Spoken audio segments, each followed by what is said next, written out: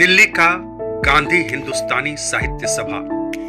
इसी स्थल पर पिछले दिनों 3 मई 2024 को दिल्ली विश्वविद्यालय, जामिया मिलिया इस्लामिया और केंद्रीय हिंदी संस्थान के हिंदी पत्रकारिता के विद्यार्थियों के लिए पहली बार, जी हां, पहली बार नागरी लिपि परिषद द्वारा नागरी लिपि संगोष्ठी का आयोजन पूरे उत्साह व गरिमा के साथ किया गया। इस संगोष्ठी का विषय था मीडिया में नागरी लिपि और भाषा, समकालीन परिदृश्य। आइए देखते हैं इस संगोष्ठी के कुछ मुख्य अंश। 21वीं शताब्दी के आरंभ में हमारे एक आदरणीय प्रोफेसर अस्कर वजाह साहब ने भी हिंदी को रोमन लिपि में लिखने की पेशकश में थी। मैंने उनसे पूछा कि ऐसा क्यों है, देवनागरी लिपि में क्या ऐसी कमी है कि आप उसे रोमन लिपि में लिखने का आग्रह कर रहे हैं। तो उन्होंने कहा कि विदेशी लोगों को हिंदी सीखने में थोड़ी दिक्कत होती है।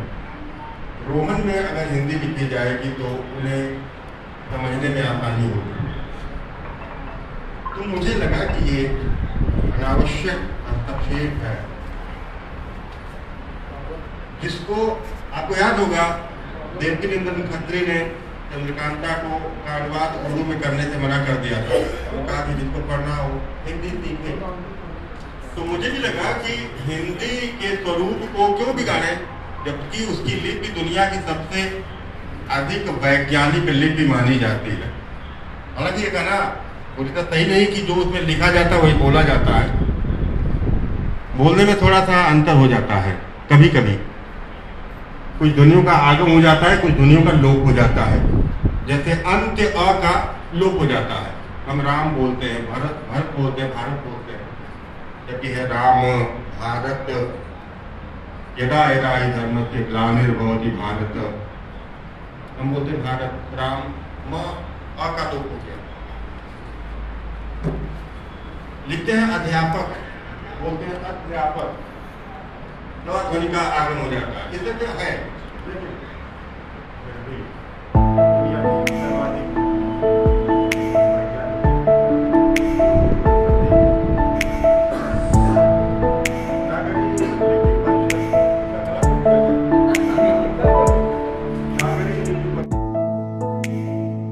समारोह की अध्यक्षता पूर्व कुलपति एवं नागरी लिपि परिषद के अध्यक्ष डॉक्टर प्रेमचंद पातंजलि ने की। मुख्य अतिथि भाषाविद डॉक्टर विमलेश कांति वर्मा थे। विशिष्ट अतिथि के रूप में नागरी लिपि परिषद के महामंत्री डॉक्टर हरि सिंह पाल रहे। जामिया मिलिया इस्लामिया के हिंदी विभागाध्यक्ष डॉक्टर चंद्रदेव यादव मुख्य वक्ता के रूप में उपस्थित रहे। संगोष्ठी का संयोजन एवं संचालन जामिया मिलिया इस्लामिया के हिंदी एवं पत्रकारिता विभाग के प्राध्यापक डॉक्टर राकेश कुमार दुबे ने किया। इस संगोष्ठी में बिहार विभूति आचार्य रविन्द्रनाथ ओझा की कविताओं के एक संग्रह हम हो केवल भारतवासी का विमोचन भी किया गया।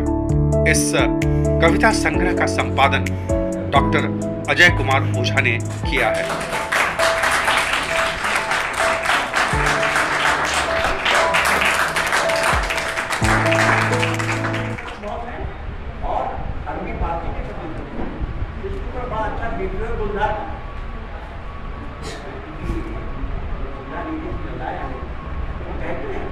हिंदी वाले ये बोलते हैं कि हर जगह लगा दो, जावेद बोलते हैं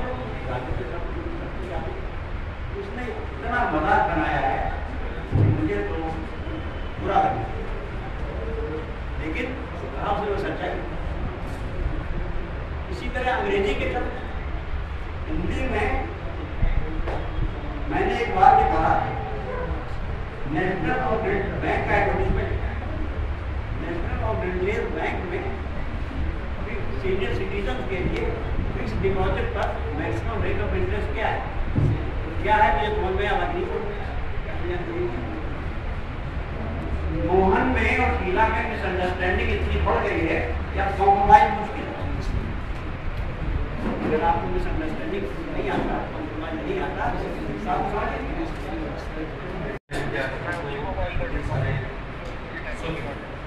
हाँ उसे कौन शुद्ध लिखने के लिए इसके लिए बहुत बहुत आभार।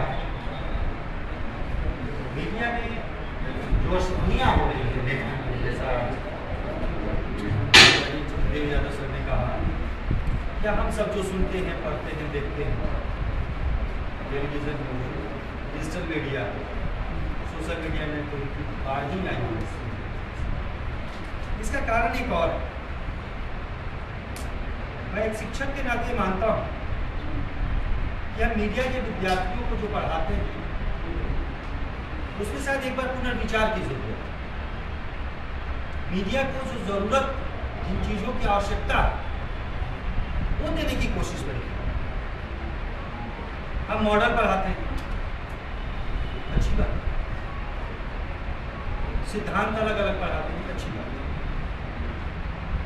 एक मीडिया कर्मी जब जाता है तो उसे नगर निगम में मैं आप सभी के सामने एक कश्मीरी लोकगीत प्रस्तुत करूंगी जो हवा खातून के द्वारा लिखा गया है। मालिन्यो हो, मालिन्यो हो, मालिन्यो हो, मालिन्यो हो, वही विंस वार छसनो चार कर्म्यो मालिन्यो हो, वही विंस वार छसनो चार कर्म्यो मालिन्यो हो, वही विंस। बहुत जीवन तरीके से चलाने वाले सक्रिय और कठिनाइयों को पार कराने वाले कई पत्रिकाओं के संपादक हैं, बहुत लिखते रहते हैं। आकाशवाणी पर उन्होंने बहुत जीवन बनाया अपने समय में, जैसे हरि सिंह बाल्दी। अभी ऐसे त्यागी जी आई है, उनके मुँह से पंजाबी का गीत सुन के मुझे बहुत अच्छा लगा। वो खान ट्रेनिंग दी है, मुझे बहुत कार्यक्रम को संचालित करने वाले युवा मित्र द्विवेदी, भागलपुर के भाषा और साहित्य के प्रतिनिधि आकाशवाणी के भाई अरुण पासवान जी, शर्मा जी, मेरे भाई ओपी शर्मा जी, और भाषा को देखते रहे रक्षा मंत्रालय में आचार्य जी, जिन्होंने गीत सुनाया और कहना चाहिए कि नागरिक नीति के ऊपर एक अच्छी कविता, ऐसा लगता है जिसने रास्ते में वहाँ चीजें छुट्टी आए गाने तो रास्ते में लिख दी। इस कार्यक्रम को कितने ध्यान से आप सुन रहे हैं, मैं आपके धैर्य के लिए आपको बता देता हूँ।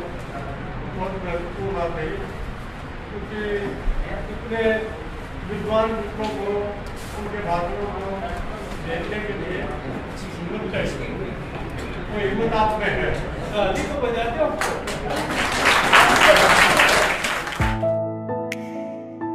उपस्थित पत्रकारिता के सभी छात्र छात्राओं और प्रबुद्ध प्रतिभागियों को नागरी लिपि परिषद के अध्यक्ष डॉक्टर प्रेमचंद पातंजलि द्वारा प्रतिभागिता प्रमाण पत्र भी प्रदान किया गया।